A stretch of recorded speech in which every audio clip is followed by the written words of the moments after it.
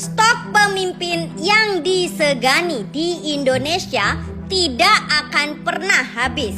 Nah, ada beberapa tokoh penting dan berpengaruh yang sulit untuk tidak disebut namanya. Soekarno, Muhammad Hatta, Soeharto, dan Prabowo adalah para pemimpin yang memiliki pengaruh yang besar, tidak hanya di tanah air, tetapi juga berpengaruh di dunia. Nah, saking berpengaruhnya, ada banyak pihak, termasuk negara asing yang segan dan takut kepada mereka. Sebut saja salah satunya adalah Amerika Serikat, yang notabene-nya negara berpengaruh di dunia.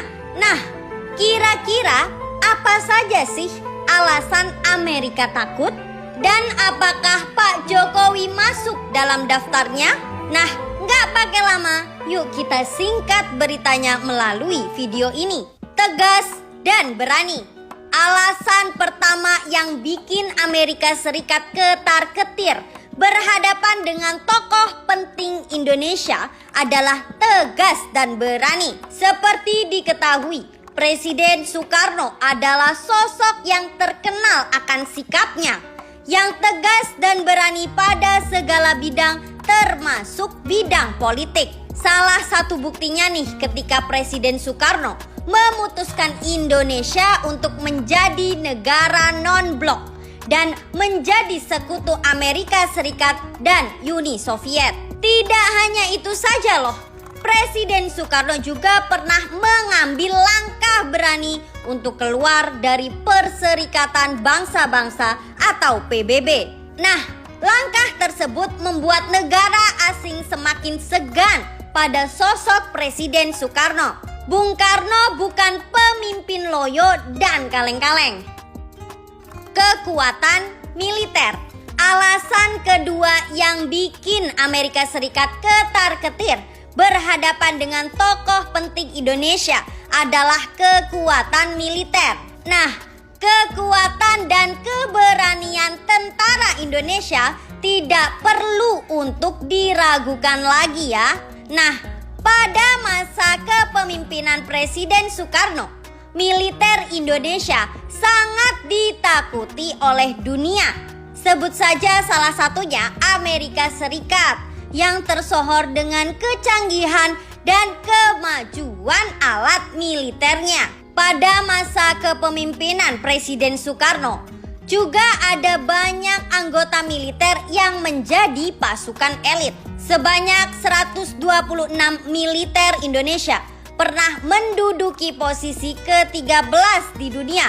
Berkat prestasi tersebut, Amerika Serikat semakin segan dan takut pada Presiden Soekarno. Pasalnya, kala itu Indonesia baru saja merdeka. Yap, siapa dulu dong Presiden pertama Indonesia? Tepat mengambil keputusan. Alasan ketiga yang bikin Amerika Serikat ketar-ketir berhadapan dengan tokoh penting Indonesia adalah tepat mengambil keputusan. Nah, sekarang ada alasan yang juga penting nih untuk kamu ketahui.